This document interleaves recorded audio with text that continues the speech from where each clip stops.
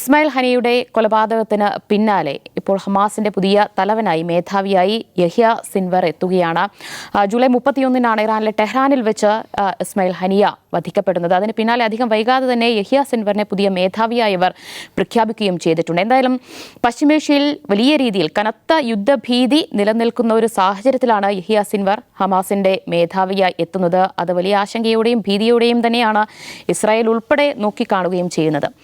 ആരാണ് യഹ്യ സിൻവർ എന്നാണ് നമ്മൾ പരിശോധിക്കാൻ പോകുന്നത്. കടുത്ത രാഷ്ട്രീയ സമീപനങ്ങൾ കൊണ്ട് പേരുകേട്ട ഒരു നേതാവാണ്. ഹമാസ് തലവനായി യഹ്യ സിൻവർ അറിയപ്പെടുകയാണ്. അപ്പോൾ ഇനി യഹ്യ സിൻവർ മേധാവിയായി എത്തുമ്പോൾ ഏത് രീതിയിൽ ഹമാസിന്റെ യുദ്ധ രീതികളിൽ മാറ്റമുണ്ടാകും എന്ന് നമുക്ക് പരിശോധിക്കാം. അജിംസ്, യഹ്യ സിൻവർ ഇനി എത്തിക്കഴിഞ്ഞാൽ നിലവിലെ ഒരു യുദ്ധതന്ത്രങ്ങൾ ഏത് രീതിയിൽ മാറിയേക്കും? അതോ ഒരയവ് വരുമോ, അതോ കൂടുതൽ കടുക്കുമോ? അല്ല, യഹ്യ സിൻവർ ഓൾറെഡി ഗസയിലെ ഹമാസിൻ്റെ മേധാവിയായിരുന്നു. അപ്പോൾ ഈ ഹമാസിൻ്റെ പൊളിറ്റിക്കൽ ബ്യൂറോ പൂർണ്ണമായും പ്രവർത്തിക്കുന്നത് ദോഹ കേന്ദ്രീകരിച്ചാണ്. അവിടെയാണ് ഖാലിദ് മിഷൽ ഉണ്ടായിരുന്നത്, ഇസ്മായിൽ ഹനിയ ഉണ്ടായിരുന്നതൊക്കെ അവിടെയാണ്.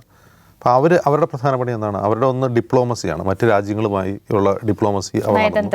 മറ്റൊന്ന് ഇപ്പോൾ യുദ്ധം തുടങ്ങിയതിന് ശേഷം വെടിനിർത്തൽ ചർച്ചയ്ക്ക് നേതൃത്വം കൊടുക്കുന്നു. അപ്പോൾ വെടിനിർത്തൽ ചർച്ചയിലെ നെഗോഷിയേഷൻ്റെ മുഖമായിരുന്ന ഒരാളാണ് ഇസ്മായിൽ ഹനിയ. ഇസ്മായിൽ ഹനിയെ യഹ്യ സിൻവറിനെ ഒരു ടെററിസ്റ്റായിട്ട് US-ഉം യൂറോപ്പൊക്കെ പ്രഖ്യാപിച്ചിട്ടുള്ള ആളാണ്. കാരണം അദ്ദേഹം ഇസുദ്ദീൻ ഖസാം എന്ന് പറയുന്ന അവരുടെ ഖസാം ബ്രിഗേഡിൻ്റെ തലവനാണ്. അദ്ദേഹത്തിൻ്റെ നേതൃത്വത്തിലാണ് ഗസ ഇസ്രായേലിനെതിരെ യുദ്ധം ചെയ്യുന്നത്.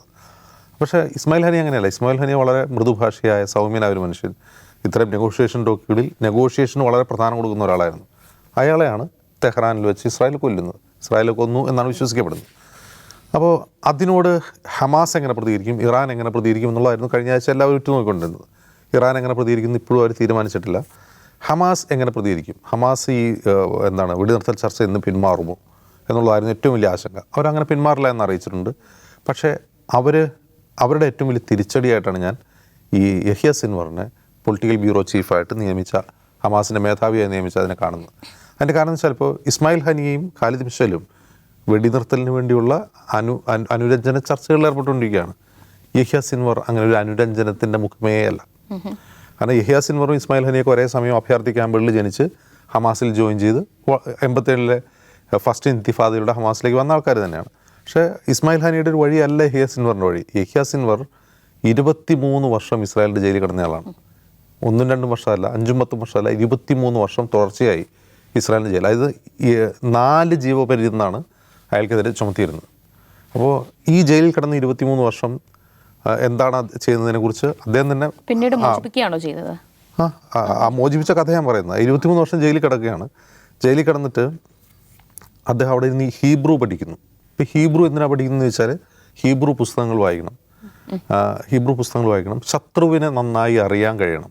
അതായത് ഇസ്രായേലിനെ ഏറ്റവും നന്നായിട്ട് അറിയാവുന്ന ഹമാസ് ലീഡറാണ് യഹ്യ സിൻവർ. ഇസ്രായേൽ എന്താണ് എന്തല്ല അദ്ദേഹം അതിനകത്ത് നിന്ന് പഠിച്ചത് ഹീബ്രു പഠിക്കുക മാത്രമല്ല, ഈ അവരുടെ രഹസ്യാന്വേഷണ ഏജൻസികളുടെ മൊസാദിൻ്റെയും മറ്റും മുൻ മേധാവിമാർ എഴുതിയ പുസ്തകങ്ങൾ വാങ്ങി, ഹീബ്രുവിൽ എഴുതിയ പുസ്തകങ്ങൾ വായിക്കും. അപ്പോൾ എന്താണ് ഇസ്രായേൽ, അവർക്ക് എത്ര ശക്തിയുണ്ട്, അവരുടെ വീക്ക്നെസ് എന്താണെന്ന് നന്നായിട്ട് അറിയാവുന്നവരാണ് യഹ്യ സിൻവർ. അപ്പോൾ അതിനകത്ത് നിന്നുകൊണ്ട്, ഈ ജയിലിനകത്ത് നിന്നുകൊണ്ട് തന്നെ അദ്ദേഹം പല കാര്യങ്ങൾ ഓപ്പറേറ്റ് ചെയ്യുമായിരുന്നു. ഓപ്പറേറ്റ് ചെയ്യുക മീൻസ് ഈ 2007 ഒരു ഇസ്രായേൽ സൈനികനെ ഹമാസ് ഈ അതിർത്തി കടന്നു പോകുന്ന തട്ടിക്കൊണ്ടുപോയി ബന്ദിയാക്കി. 5 വർഷം 2011-12-2011 അദ്ദേഹത്തെ മോചിപ്പിക്കുന്നത്. അപ്പോൾ ആ 5 വർഷം ഈ തട്ടിക്കൊണ്ടുപോയ സൈനികനെ വെച്ച് ഹമാസ് വില പേശുകയായിരുന്നു ഇസ്രായേലിനോട്.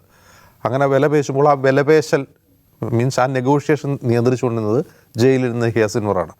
അപ്പോൾ അത് വെച്ചിട്ടാണ് യഹ്യ സിൻവർ ഉൾപ്പെടെയുള്ള ഫലസ്തീൻ തടവുകാരെ ഒരാൾക്ക് പകരം 1500 വരെ മറ്റാണെന്ന് മോചിപ്പിച്ചു വിടുന്നത്. അങ്ങനെ 2011 അദ്ദേഹം പുറത്തിറങ്ങുന്നത്. 23 വർഷത്തിന് ശേഷം 2011 അദ്ദേഹം പുറത്തിറങ്ങിയതിന് ശേഷം അദ്ദേഹം ചെയ്തത് ഈ ഖസാം ബ്രിഗേഡ് എന്ന് പറയുന്ന ഇവരുടെ ഹമാസിൻ്റെ സായുധ വിഭാഗത്തെ ശാക്തീകരിക്കുന്ന. അതിന് അദ്ദേഹം പുറത്തിറങ്ങി 3 വർഷം കഴിയുമ്പോഴത്തേക്കും 2014 വലിയ ആക്രമണം ഗസയിൽ ഇസ്രായേൽ നടത്തുന്നുണ്ട്. ആ സമയത്ത് യഹ്യ സിൻവർ ചെയ്തതെന്ന് വെച്ചാൽ ഈ അവരുടെ സായുധ സേനയെ കുറേ കൂടി ആധുനീകരിക്കുക. മുമ്പ് അവരുടെ കയ്യിൽ വളരെ പ്രിമിറ്റീവ് ആയിട്ടുള്ള ആയുധങ്ങളും മിസൈലുകളൊക്കെ ഉണ്ടായിരുന്നത്. ഇദ്ദേഹം ഇറാനിൽ ചെല്ലുന്നു, തെഹ്റാനിൽ ചെന്ന് ഇറാനുമായി സംസാരിക്കുന്നു. ഇറാൻ്റെ സഹായത്തോടെയാണ് അവർ കുറേ കൂടി എന്ത് ചെയ്യുന്നത്, സായുധമായി ശക്തി പ്രാപിക്കുന്നത്. അതിൽ ഈ ടണൽ സിസ്റ്റം ഊർജ്ജസ്വലമാകുന്നത്.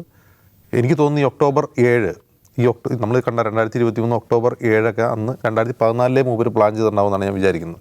അത്ര വലിയൊരു പ്ലാനിങ്ങിൽ ഈ കാര്യങ്ങൾ ചെയ്യുകയാണ് അദ്ദേഹം ചെയ്യുന്നത്. അപ്പോൾ വളരെ ഒട്ടും സംസാരിക്കാത്ത, അതേസമയം വളരെ എന്താണ് പറയുക, വളരെ തന്ത്രശാലിയും കണ്ണിങ്ങുമായിട്ടുള്ള ഒരാളാണെന്നാണ് അദ്ദേഹത്തെ പറ്റി പറയുക. അതായത് ശത്രുവിനെതിരെ വളരെ ഉറച്ച നിലപാടെടുക്കുക, വളരെ തന്ത്രശാലിയായിരിക്കുക, വളരെ കുറച്ച് സംസാരിക്കുക. അദ്ദേഹത്തിൻ്റെ അഭിമുഖങ്ങളൊക്കെ വളരെ കുറച്ചേ വന്നിട്ടുള്ളൂ, വളരെ കുറച്ച് അഭിമുഖങ്ങളെ വന്നിട്ടുള്ളൂ. അപ്പം ഒരു വശത്ത് ഇസ്മായിൽ ഹനിയെ പോലെ ഒരു സൗമ്യ മുഖത്തെ ഇസ്രായേൽ വധിക്കുമ്പോൾ ഹമാസ് എടുത്ത് അതിൻ്റെ തലവനാക്കുന്ന ആരാണ്? ഇസ്രായേലെ ഏറ്റവും കൂടുതൽ ഭയക്കുന്ന ഇസ്രായേൽ നേരത്തെ തന്നെ അദ്ദേഹത്തിൻ്റെ തലയ്ക്ക് വിലയിട്ടിട്ടുണ്ട്. അദ്ദേഹത്തെ തെരഞ്ഞു പിടിച്ച് കൊല്ലണം എന്ന പ്ലാൻ മൊസാദ് നടത്തിയിട്ടുണ്ട്. ഇപ്പോൾ ആ പ്ലാൻ വീണ്ടും ഒരു ഇതിലേക്കാണ്, എവിടെ വെച്ച് കണ്ടാലും കൊന്നുകളെ. പക്ഷെ അദ്ദേഹം ഗസയിലാണുള്ളത്, അദ്ദേഹം പുറത്തല്ല ഉള്ളത്, അദ്ദേഹം തെഹ്റാനിലോ ദോഹയിലോ അല്ല ഉള്ളത്, അദ്ദേഹം ഗസയിലാണുള്ളത്. അപ്പോൾ ഗസയിൽ എങ്ങനെ കൊല്ലാൻ പറ്റും? ഇത്രയും നാൾ തന്നെയാണ് നോക്കിക്കൊണ്ടിരുന്നത്. അപ്പോൾ അങ്ങനെ കൊല്ലാൻ കഴിയില്ല. അങ്ങനെ ഗസയിലുള്ള ഒരാളെയാണ് ഈ പൊളിറ്റിക്കൽ ബ്യൂറോയുടെ ചീഫാക്കുക എന്ന് പറഞ്ഞാൽ അതിൻ്റെ ഒരു പ്രശ്നം എന്താണെന്ന് വെച്ചാൽ അദ്ദേഹം ഇനി ഒരു നെഗോഷിയേഷനും പോവില്ല. ഗസയിൽ നിന്ന് പുറത്തിറങ്ങിയിട്ട് വേണമല്ലോ ഈ നെഗോഷിയേഷനോ. അപ്പോൾ ഹമാസ് മുന്നോട്ട് വയ്ക്കുന്ന ആശയം നെഗോഷിയേഷൻ ഏറെക്കുറെ ഇല്ല എന്നതിനാണ്. ആ നെഗോഷിയേഷനൊന്നും ഇല്ല. അതായത് ഇസ്രായേൽ എന്താണോ ചെയ്തത് അതിന് പകരമായിട്ട് അവർ വയ്ക്കുന്നതാ ഞങ്ങൾ ഇദ്ദേഹത്തെ വെച്ചു, യഹ്യാ സിൻവറിനെ വെച്ചു എന്നുള്ളതാണ്. അപ്പം കുറേ കൂടി ശക്തമായ ഒരു മെസ്സേജാണ് ഇസ്രായേലിന് കൊടുക്കുന്നത്. ഈ മെസ്സേജ് കൊടുക്കുന്നപ്പോൾ യഹ്യാ സിൻവറിനെ ഇസ്രായേലിന് കൊല്ലാൻ കഴിയില്ല എന്നുള്ളതല്ല.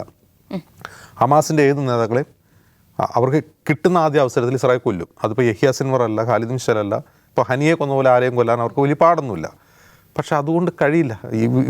ഈ നേതാക്കളെ കൊന്നുകൊണ്ട് ഈ യുദ്ധം അവസാനിപ്പിക്കാനോ അല്ലെങ്കിൽ ഗസ പിടിച്ചെടുക്കാനോ ഗസ വഴുതിയിലാക്കാനോ ഇസ്രായേലിന് കഴിയില്ല. അപ്പോൾ നേതാക്കൾ മരിക്കാൻ തയ്യാറായിട്ട് തന്നെയാണ് വരുന്നത്. അവരെ നേതാക്കളെ കൊന്നുകൊണ്ട് യുദ്ധം ജയിക്കാൻ കഴിയില്ല. പക്ഷെ ഇവിടെ നമ്മൾ ശ്രദ്ധിക്കേണ്ട ഒരു കാര്യം, യഹ്യാ സിൻവറിനെ ഹമാസ് മുന്നോട്ട് വയ്ക്കുമ്പോൾ ഇറാൻ എന്ത് ചെയ്യും എന്നുള്ളതാണ് ഏറ്റവും വലിയ പ്രശ്നം.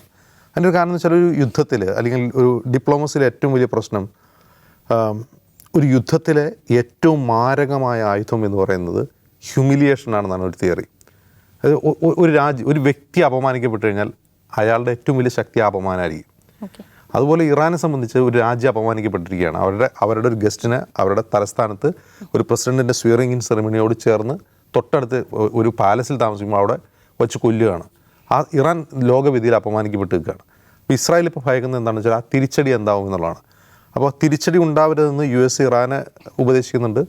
ഇസ്രായേലിനോടും ഇത് എസ്കലേറ്റ് ചെയ്തെന്ന് പറയുന്നുണ്ടെങ്കിൽ പോലും ഇറാൻ എന്തോ പ്ലാൻ ചെയ്യുന്നുണ്ട്. കാരണം അവരൊന്നും ചെയ്യുന്നില്ല. അവർ ഇൻസൈഡുള്ളവരുടെ ലൂപ്പ് ഹോൾസ് അവർ കണ്ടുപിടിക്കുന്നു, അത് അടയ്ക്കാൻ ശ്രമിക്കുന്നു. പക്ഷേ റിട്ടാലിയേഷൻ അവരെ സംബന്ധിച്ച് എന്താണ്?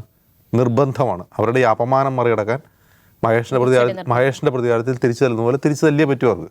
അപ്പോൾ അതെന്താവും എന്നുള്ളൊരു അവ്യക്തത ഇപ്പോഴുണ്ട്. അത് ലോകരാഷ്ട്രീയത്തെ എങ്ങോട്ട് കൊണ്ടുപോകും, ആ മേഖലയിലെ യുദ്ധ സാഹചര്യത്തെ എങ്ങോട്ട് കൊണ്ടുപോകുന്നുള്ളത് വലിയ പ്രശ്നം തന്നെയാണ്. യെസ്, അതാണ്. അപ്പോൾ നിഷാദ്, ഇസ്രായേൽ ഒന്ന് നന്നായി കരുതിയിരിക്കേണ്ടിയിരിക്കുന്നു അല്ലേ? അല്ല, ഇസ്രായേലും ഹമാസും തമ്മിലുള്ള സംഘർഷത്തിൽ ഹമാസ് വലിയ തോതിലുള്ള നാശം അനുഭവിച്ചുകൊണ്ടിരിക്കുകയാണ്, നമ്മൾ കണ്ടുകൊണ്ടിരിക്കുന്നതാണ്. പക്ഷേ ഇത്ര നാളുകൾ യുദ്ധം ചെയ്തതിന് ശേഷവും ഇത്ര നാളുകൾ ഏകപക്ഷീയമായി ആക്രമണം നടത്തിയതിന് ശേഷവും ഹമാസിനെ സംബന്ധിച്ച് ഞങ്ങളുടെ ആത്മവീര്യത്തിൽ തകർച്ചയൊന്നും വന്നിട്ടില്ല എന്ന് സ്ഥാപിക്കാൻ അവർക്ക് കഴിഞ്ഞിട്ടുണ്ട്. വളരെ പെട്ടെന്ന് തന്നെ അവർക്ക് പുതിയ ലീഡറെ പ്രഖ്യാപിക്കാൻ കഴിയുന്നു. എന്ന് മാത്രമല്ല, ഞങ്ങൾ ഏകപക്ഷീയമായ സമവായത്തിൻ്റെയും ഏകപക്ഷീയമായ മുട്ടുകുത്തലിൻ്റെയും സമീപനം അല്ല ആഗ്രഹിക്കുന്നത് എന്ന് വ്യക്തത വരുത്താൻ വേണ്ടി അവർ യഹ്യാ സിൻവാറിനെ പോലെ ഒരു നിലയ്ക്കും ഇസ്രായേലിനോട് കോംപ്രമൈസ് ചെയ്യാത്ത ഒരാളെ നേതാവാക്കി വെക്കുന്നു. അതിനപ്പുറം ഹമാസിൻ്റെ ലീഡർഷിപ്പിലുള്ളത് ആരാണ് എന്നത് ഇന്നയാളുടെ നയം ഏതെങ്കിലും തരത്തിൽ പ്രത്യേകമായി ഇതിനെ ബാധിക്കുമോ? യഹ്യാ സിൻവാർ വന്ന ശേഷം ഹമാസ് നാളെ മുതൽ കൂടുതൽ ശക്തമായ യുദ്ധം തുടങ്ങുമെന്നൊക്കെ ചോദിച്ചാൽ അത് പോസിബിലിറ്റീസ് കുറവാണ്. കാരണം ഹമാസിന് നല്ല തരത്തിലുള്ള ഡാമേജ് ഉണ്ടായിട്ടുണ്ടെന്നത് നമ്മൾ കാണേണ്ട കാര്യമാണ്.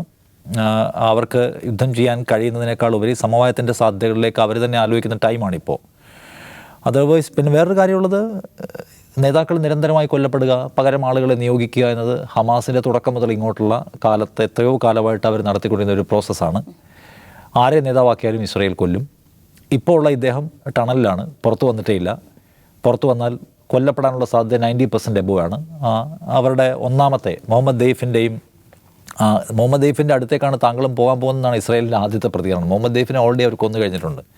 സോ അതുകൊണ്ട് അദ്ദേഹത്തിൻ്റെ ജീവനും ആ നിലയ്ക്കുള്ള അപകടമുണ്ട്. ഇപ്പോൾ അതിനകത്ത് എനിക്ക് തോന്നുന്ന ഒരു കാര്യം, ഇപ്പോൾ അജിംസ് അവസാനം പറഞ്ഞ ഇറാൻ്റെ കാര്യമാണ്. ഇറാനെ സംബന്ധിച്ച് ഈ റീജിയനിലെ ഏറ്റവും ശക്തമായ സൈനിക ശക്തിയുള്ള രാജ്യം എന്ന ഒരു ഖ്യാതി ഉണ്ടായിരുന്ന ഒരു രാജ്യം അങ്ങേയറ്റം അപമാനിക്കപ്പെട്ടിരിക്കുകയാണ്. എന്ന് വെച്ചാൽ അവരുടെ രാജ്യത്ത് വെച്ച് അവരുടെ ഗസ്റ്റ് കൊല്ലപ്പെടുന്നു, അവരുടെ പ്രസിഡന്റ് കൊല്ലപ്പെട്ടത് പോലും ഇസ്രായേലിൻ്റെ ഓപ്പറേഷനാണെന്നുള്ള സംശയവും ഗൂഢാലോചന തിയറിയും ലോകത്താകെ പ്രചരിക്കുന്നു. അതിന് കൺഫർമേഷൻ ഇല്ല. പക്ഷേ അതും ഇറാന് നാണക്കേട് ഉണ്ടാക്കുന്ന കാര്യമാണ്. അവരുടെ കോൺസുലേറ്റ് ആക്രമിക്കപ്പെടുന്നു, ഒന്നും പ്രതികരിക്കാൻ പറ്റുന്നില്ല. ഇത് അവസാനത്തെ പ്രകോപനത്തിൻ്റെ അങ്ങേയറ്റമാണ്. എന്നാൽ ഇറാനെ സംബന്ധിച്ച് ഒരു രാജ്യം എന്ന നിലയ്ക്ക് അവരുടെ കയ്യിലുള്ള ബോംബും തോക്കും എല്ലാം എടുത്ത് ഇറങ്ങാൻ ഇസ്രായേലുമായി യുദ്ധത്തിന് തുടങ്ങാൻ അവർക്ക് പറ്റില്ല. അതിനൊരുപാട് പരിമിതിയുണ്ട്. കാരണം നമുക്കറിയാവുന്ന പോലെ ദീർഘകാലം യുദ്ധം ചെയ്ത് പാപ്പരായിപ്പോയ, വലിയ ഉപരോധങ്ങൾ നേരിടുന്ന, ഇപ്പോഴും പൂർണ്ണമായും എഴുന്നേറ്റ് നിൽക്കാൻ ശേഷിയില്ലാത്ത പ്രശ്നങ്ങൾ ഉണ്ടായിട്ടുള്ള ഒരു രാജ്യമാണ് ഇറാൻ. അതുകൊണ്ട് ഇറാൻ ഒരു ഫുൾ ഫ്ലഡ്ജ് യുദ്ധത്തിലേക്കൊന്നും ഒരു രാജ്യമായിട്ട് പോകാൻ പറ്റില്ല. പോയാൽ അതിന് ഭയങ്കര കെടുതി ഉണ്ടാവും. അപ്പുറത്തും ഉണ്ടാവും നാശം, പക്ഷേ ഇപ്പുറത്തും വൻ കെടുതി ഉണ്ടാവും. അതുകൊണ്ട് അവർ ഇപ്പോഴും ആലോചിക്കുന്നത് ഈ പ്രോക്സി ആലോചനകളായിരിക്കണം. യഹിയ സിൻവാറിനെ പോലെ ഇസ്രായേലിനോട് കോംപ്രമൈസ് വേണ്ട, ഇസ്രായേലിനോട് വേണ്ടത് ഞങ്ങളെല്ലാ കാലത്തും ഏകപക്ഷീയമായി മാപ്പിരക്കുന്ന ഇരകളായി, അണികൾക്ക് ചത്തു വീഴുമ്പോഴും എപ്പോഴും സഹിക്കുന്ന ഇരകളായി ഞങ്ങൾ തുടരും എന്നാണോ അന്താരാഷ്ട്ര സമൂഹം വിചാരിക്കുന്നത്? എന്നാൽ അങ്ങനെയല്ല എന്ന് പ്രഖ്യാപിച്ച ആളാണ് ഇദ്ദേഹം. അങ്ങനെ ഒരാൾ ഹമാസിൻ്റെ തലപ്പത്തേക്ക് വരുമ്പോൾ ഇറാൻ ആഗ്രഹിക്കുന്ന ഒരുപക്ഷെ അത്തരം ഒരു ലീഡർഷിപ്പിനായിരിക്കാം. ഇറാന് കൂടുതൽ കാര്യങ്ങൾ ചെയ്യാൻ കഴിയും വിധം ഒരുപക്ഷെ ഹമാസിൻ്റെ നയപരിപാടികളിലും ഓപ്പറേഷനിലും ചിലപ്പോൾ മാറ്റങ്ങൾ വന്നേക്കാം. അങ്ങനെയാണെങ്കിൽ അതായിരിക്കണം ഒരുപക്ഷെ ഇസ്രായേൽ ഏറ്റവും പേടിക്കേണ്ടത്. അല്ലാതെ യഹിയ സിൻവാർ നേരിട്ട് തോക്കും ബോംബുമായി ഇറങ്ങി എന്തെങ്കിലും ഇസ്രായേലിനെ അധികമായി ചെയ്യാനുള്ള സാധ്യതയേക്കാൾ ഉപരി ഇറാൻ്റെ പിൻബലത്തിൽ, മുറിവേറ്റ് നിൽക്കുന്ന, അപമാനഭാരത്താൽ മുഖം കുരി നിൽക്കുന്ന ഇറാൻ്റെ പിൻബലത്തിൽ യഹിയ സിൻവാർ എന്ത് ചെയ്യാൻ പോകുന്നു എന്നതായിരിക്കും ഒരുപക്ഷെ ഇനി ആ റീജിയൻ കാണാൻ പോകുന്ന, അല്ലെങ്കിൽ പ്രതീക്ഷിക്കുന്ന ഏറ്റവും വലിയ സംഗതി എന്ന് എനിക്ക് തോന്നുന്നത്. യെസ്, അതാണ്. ഹനിയയുടെ കൊലപാതകത്തിന് ഇറാനും അതോടൊപ്പം തന്നെ പുതിയ ഹമാസ് മേധാവി സിൻവറും തയ്യാറെടുക്കുകയാണ്. പക്ഷേ ആ തിരിച്ചടി എത്ര കണ്ട് ശക്തിയുള്ളതാകും, ആ തിരിച്ചടി പശ്ചിമേഷ്യൻ സംഘർഷങ്ങളെ എത്ര കണ്ട് രൂക്ഷമാകും എന്ന ഒരാശങ്ക കൂടി ഇവിടെ നിലനിൽക്കുന്നുണ്ട്. ഇതോടുകൂടി ഇന്നത്തെ ഔട്ട് ഓഫ് ഫോക്കസ് ഇവിടെ പൂർണ്ണമാകുന്നു. വീണ്ടും കാണാം. നമസ്കാരം.